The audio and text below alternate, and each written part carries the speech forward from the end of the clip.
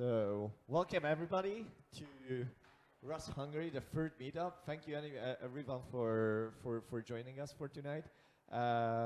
Feel free to grab another slice of pizza, and Valentin Gosu is going to start with his talk on how they put Rust code into Firefox. So, take it away.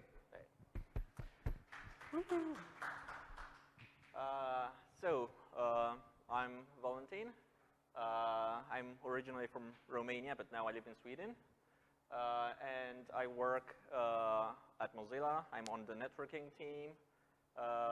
Today I'm going to talk to you about how we got Rust code into Firefox, a project we called Oxidation, because oxidation causes rust, although this is the other way around. And I'm going to tell you about what the challenges were, what the benefits that we got from using Rust, and what we can expect in the future to see in Firefox. So as a member of the networking team, one of the things I do is I maintain the URL parser in Gecko, which is written in C++. And as any C++ project, it keeps growing and growing with every change that we make. It has like little tiny quirks, well, naturally, it also has bugs and crashes and stuff sometimes. So what we looked at is a project called Rust URL, and that's how I got involved in Rust. And although we did land it in Firefox, it's not enabled yet, so we don't actually use it for parsing all the URLs we have in Firefox. And that's for other technical reasons. But I did get a front seat view at the Oxidation project and all the changes that happened in Gecko, which is the layout engine in Firefox. And I'm going to tell you about this. And this is my first talk in Budapest and my first talk about Rust. So I'm probably gonna make some mistakes and I'm gonna forget some things or get some names wrong, but I apologize from now. So let's get to it. A week ago, Mozilla launched Firefox 57, also called Firefox Quantum. It was a big release for us, different from the others. And the reason for this is we focused on performance. We wanted to be our best and our fastest release yet. And we delivered on that promise, making it a browser that's not only fast, but it also it supports the user. It answers to the user, not to the big companies or advertisers and so on. So it was a culmination of a lot of Mozilla's long-term bets, such as the one of investing in Rust and adopting the Rust language and supporting it and developing it. So this is a brief history of Rust. It's very, very brief.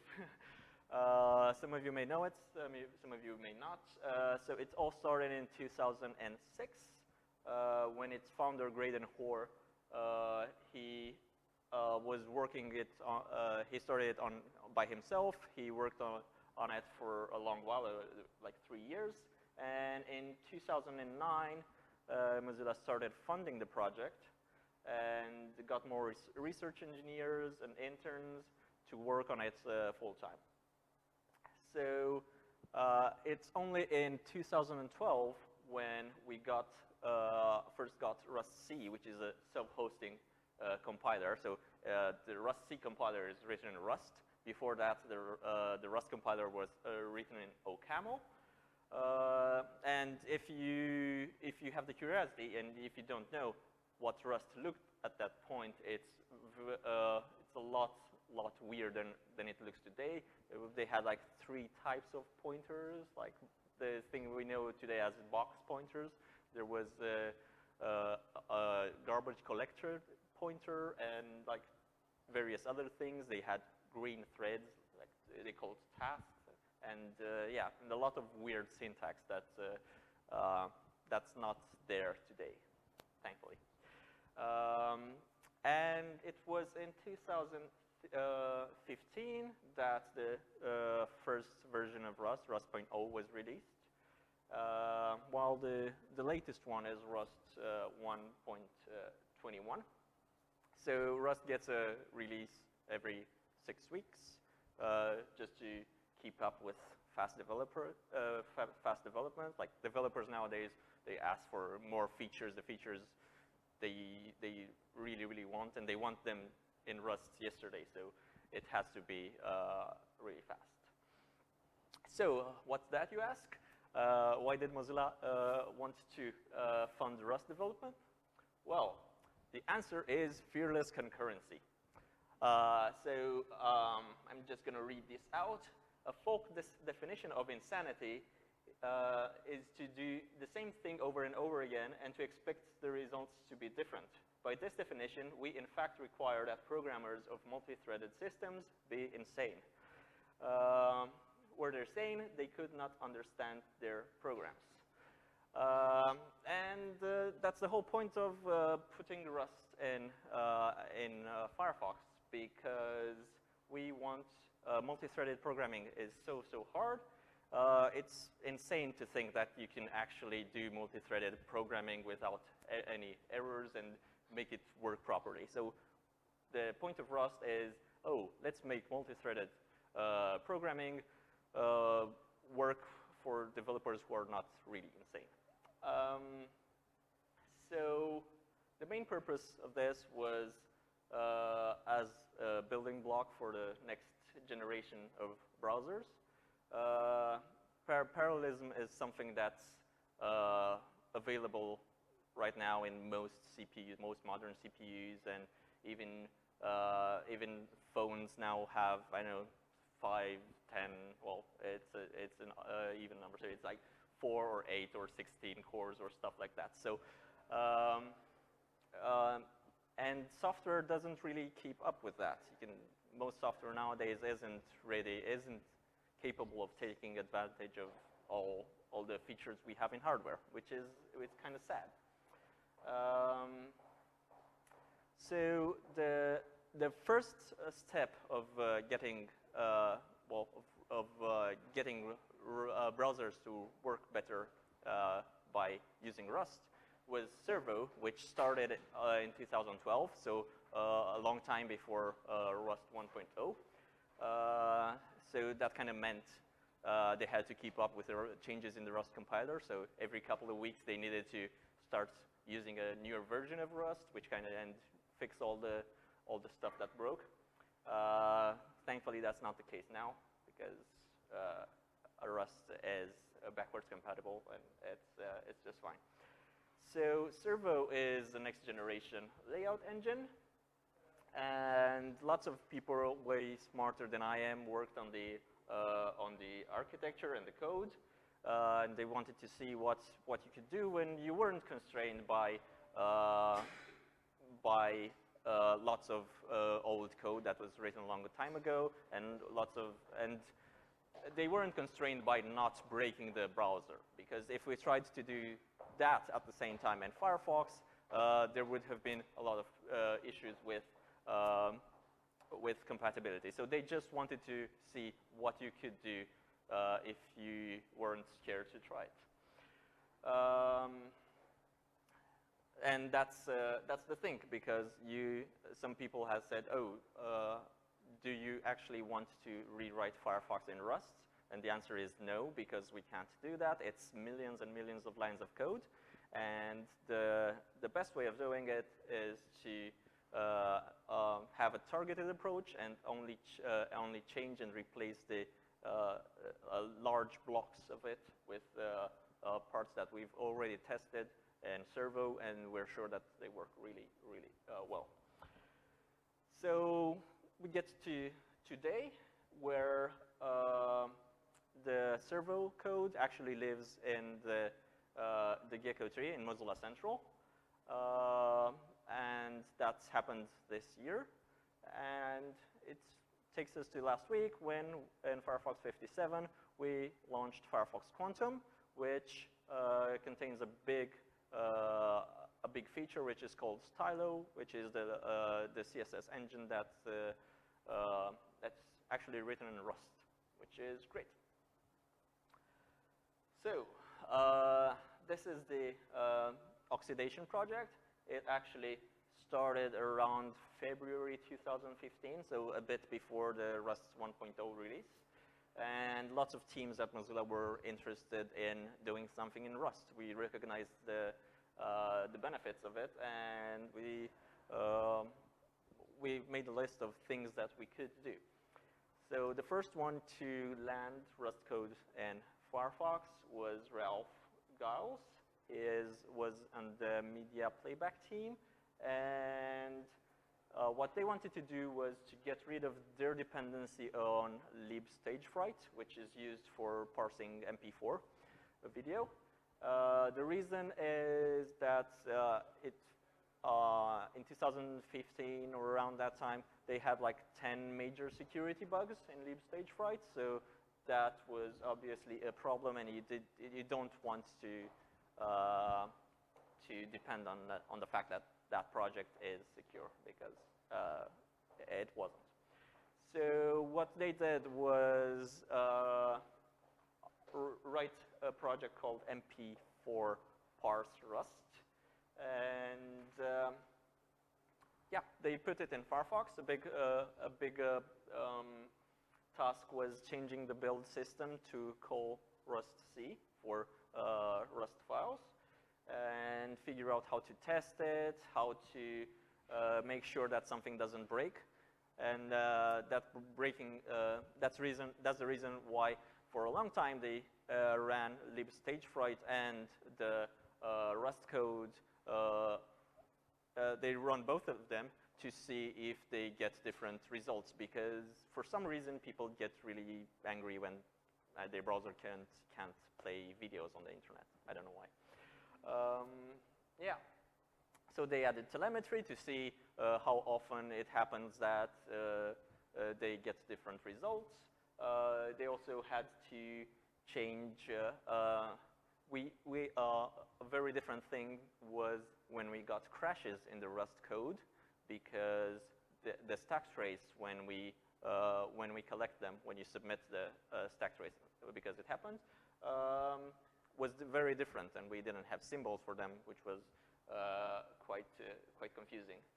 So, but we got past all that, and fun fact, and actually this was shipped in Firefox before we intended to, because it was running so well, and no one was paying attention, and it actually went to Firefox release before we were expecting to. So like, oh no, it's actually running in Firefox release. We didn't see that happening. Like, hey.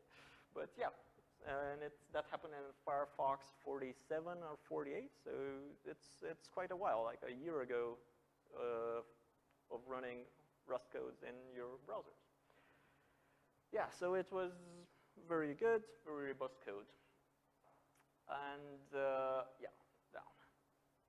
I think this is maybe the second Rust project that's landed in Gecko, and it's a new URL parser. It was written by another Mozilla employee, Simon Sapin, from Paris, and he, yeah, so it's a new URL parser, which is completely written in Rust, and it's very safe. And the problem with getting this landed was, again, the build system, because Rust URL had dependencies on a few other crates. So it wasn't an option just to change the build system just to call rustc. We actually had to get cargo in our build system and to work with it. And sure, then there were other problems, such as Mozilla has a policy of not having external code dependencies, so all the code we're running had to be in the tree. And also, we had to get cargo to build it offline, because all build bots don't really have connectivity. So that was also a problem, but it was fixed, and now we have cargo vendor, which kind of makes sure that all works offline, and you don't need to have internet connection when you're building. Another one was encoding RS, which was written by Henry Sivonen, and this also got rid of uconf, another external dependency for encodings. And yeah, we kind of get to today, where we have a bunch of Rust code in Firefox. A big step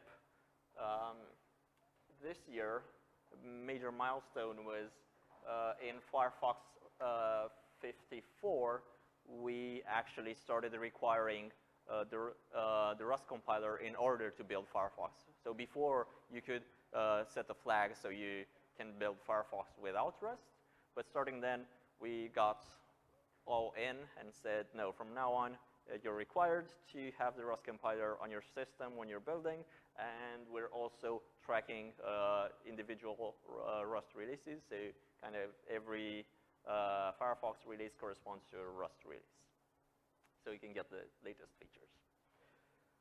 So that basically means we're not going back to a world where Firefox isn't running Rust, because, well, honestly, I don't even know why it would do that. It has lots of benefits, and it's great.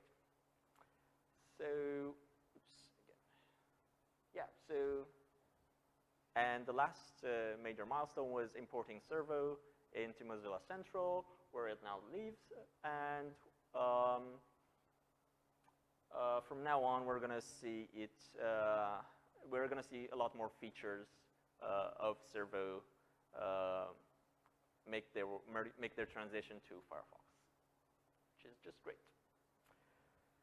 So, as I said, in Firefox 57, we got Stylo, also called Quantum CSS, and it's a very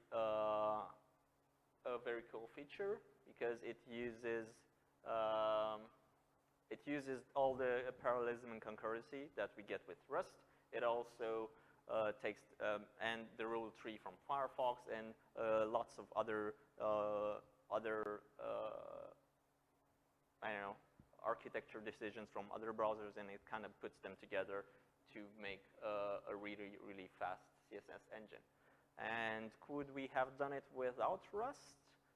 Maybe, but that's in this amount of time that we had since we decided to start working on Quantum Firefox. It's like a year ago. So in that amount of time, we definitely couldn't have built something so big and so complicated without having Rust, and that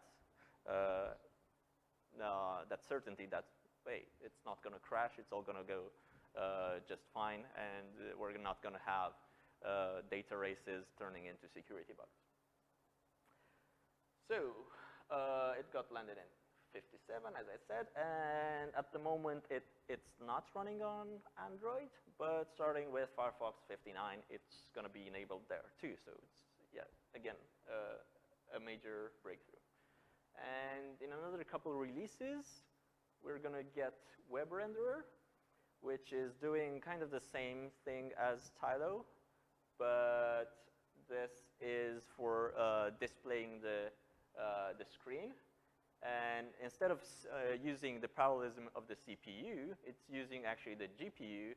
So you're going to have multiple threads working together on the CPU, building the display list and so on, and passing them to the GPU, which is also running Rust code, and that's going to do all the great stuff. It's partly inspired from the way games work nowadays, because they work at 60 FPS, and they're mostly basing on the power of the video card, which makes it much easier on the rest of the browser, which kind of can run stuff on the CPU, such as, I don't know, DOM events or stuff. Yeah, so that's about what we have so far. And the question is now, what are we going to do in the future? And the answer is more Rust. We're going to try to put more features from Servo and migrate them into Firefox, and just plain old rewriting of code. You have to rewrite some code sometimes, and we are trying to do that in Rust because it's much safer and much cleaner and much better. As a fun trick, I'm gonna so can anyone here spot the bug in this code?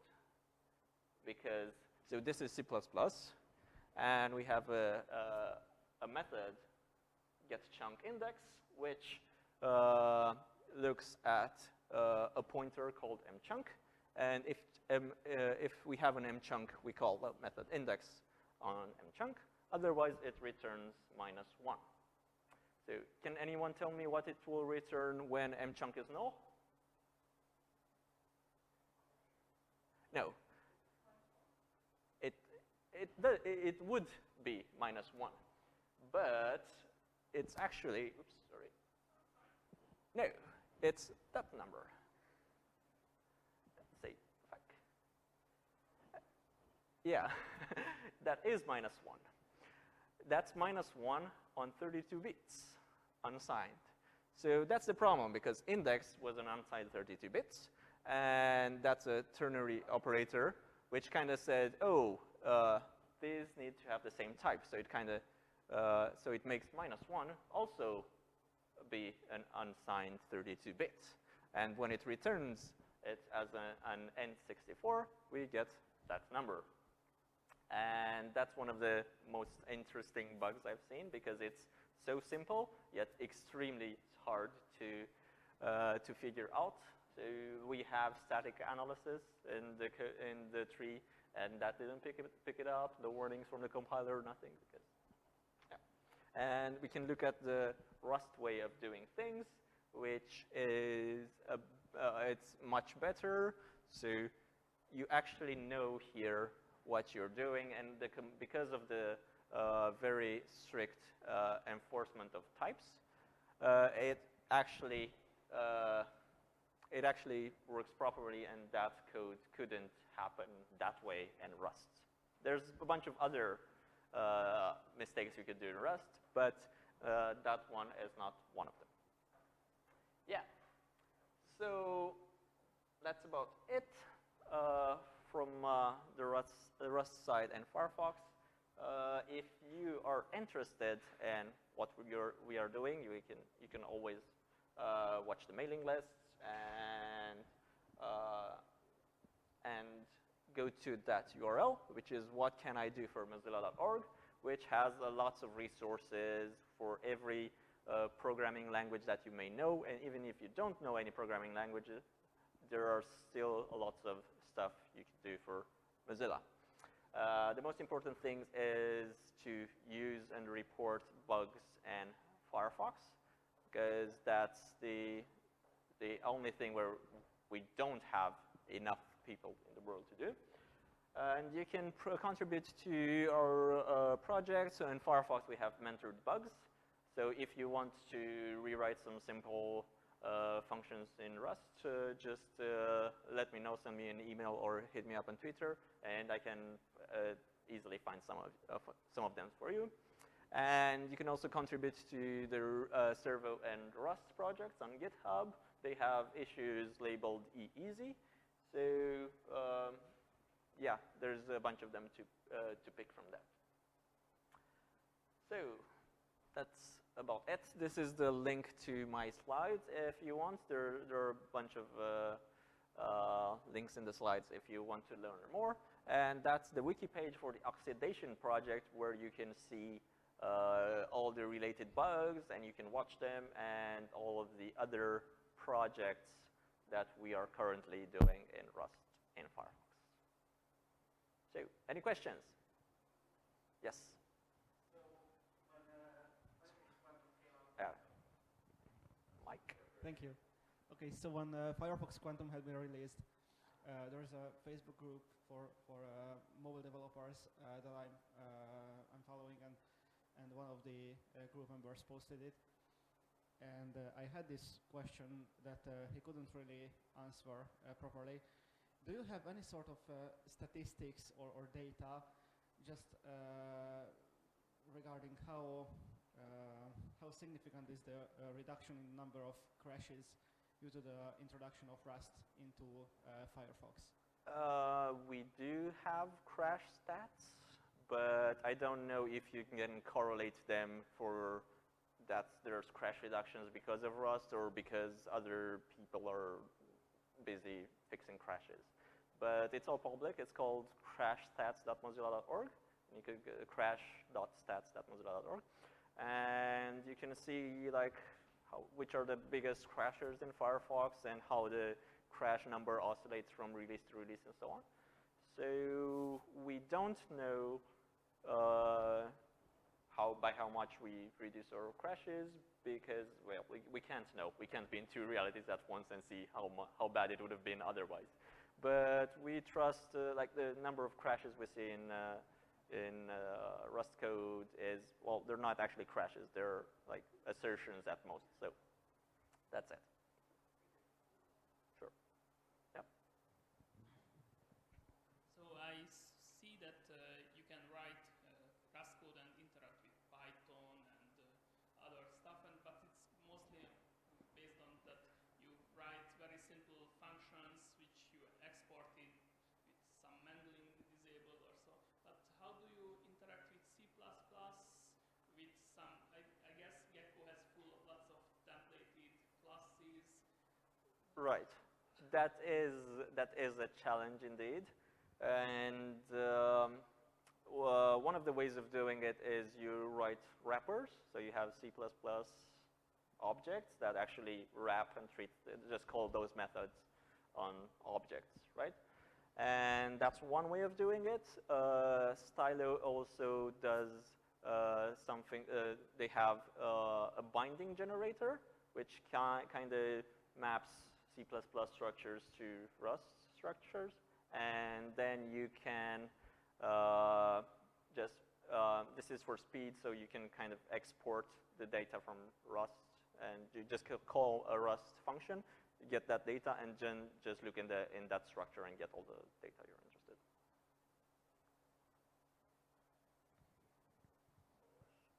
Yeah. So now we have Stylo and we have Servo. What's next? In terms of naming. What's the big chunk? So the next one is pretty clearly WebRenderer, which it's coming along. There's also something that I didn't mention, which is Gecko driver, which is it's used for automation.